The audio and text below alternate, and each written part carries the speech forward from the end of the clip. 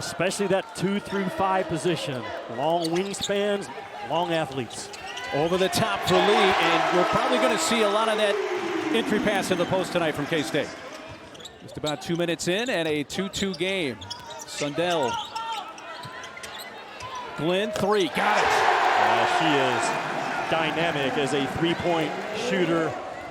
Jalen Glenn, a 33% career three-point shooter, and Creighton puts 2 on the ball. And I think you have to make Ayoka Lee cover ball screens in this game. Have not seen it yet. You've got to draw her away and test her ability to cover those ball screen situations. Tamira Poindexter from the corner, and the transfer. She comes off the bench. And Mark, she's the only small player that Jeff Mitty puts on the floor at 5'7". Tough pass, tough catch. Just not a lot of room to throw that over the top, and a great seal-off for Creighton.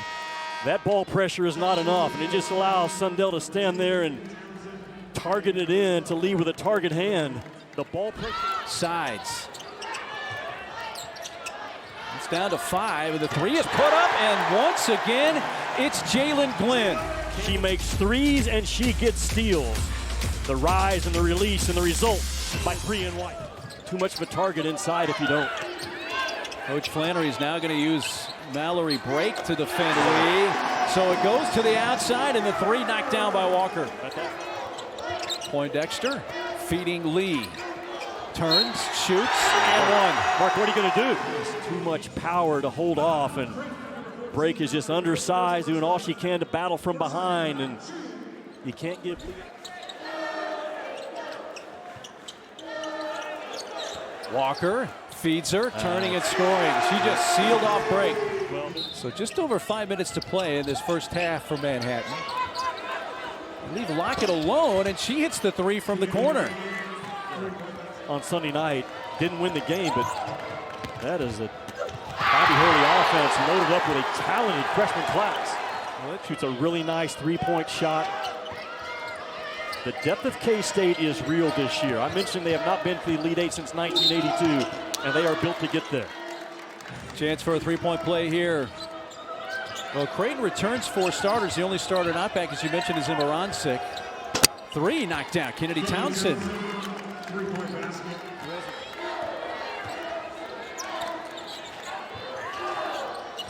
Wide open. She says, if you're going to leave me open, I'm going to shoot it. And Diana Walker knocks it down. Her second three of the game. Underneath, really nice ball movement there, and Mallory Brake lays it in for the easy one. Good job. Allow your size at the rim to dominate this game. And Taylor with 6 points, and now here comes Walker once again on the drive and kissing it in. So they run it that time up to 4. Jensen, number 15 in blue, comes in averaging 27. And right now, Jensen has been held to 4 points in this game. Officially 4 offensive rebounds for Taylor. And Creighton trying to stay close, but Mogensen gets her first bucket of the game.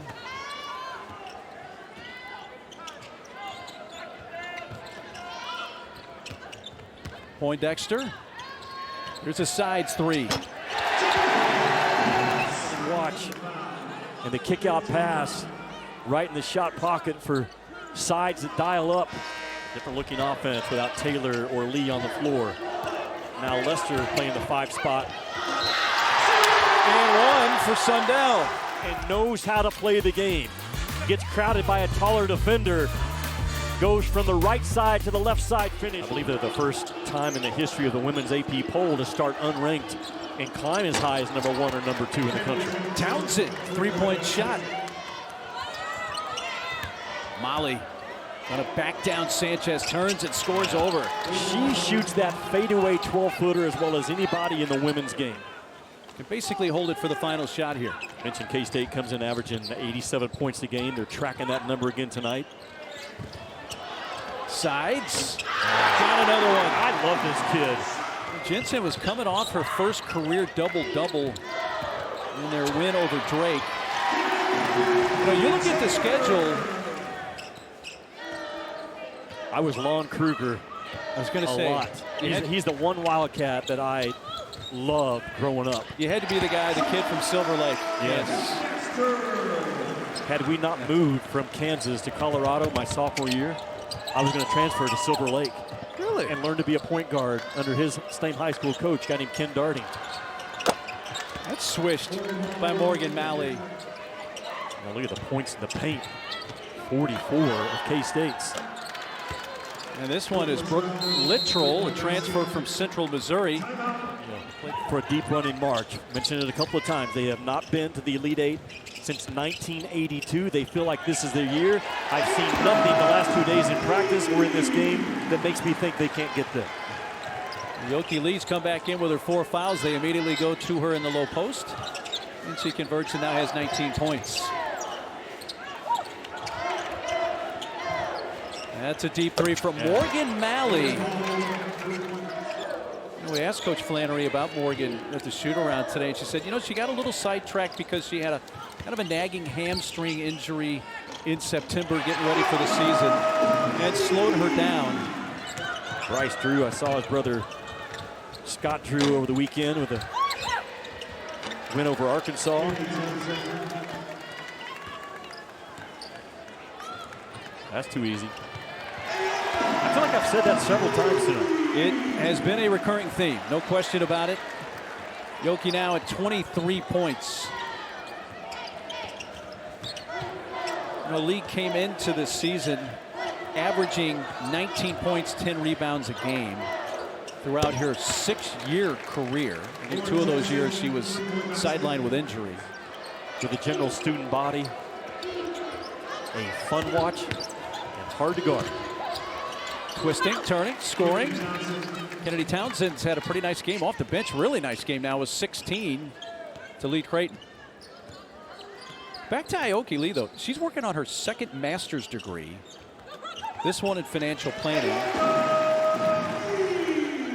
She's gotten better in that area. I think Kennedy Taylor, the backup, probably runs a little bit better rim to rim. But you can't stop that. If I drew her shot chart tonight on my whiteboard, check out the plus minus on the board. It's going to be a big number on the plus side.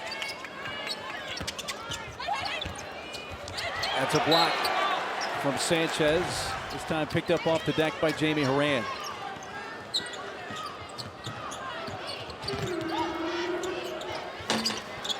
K-State is going to take on Little Rock December 22nd against Cincinnati on ESPN+. Mark, the women's game overall took a massive step last year with the star power of the likes of Caitlin Clark and Don's kids going 38-0, now working on a 40-0 streak.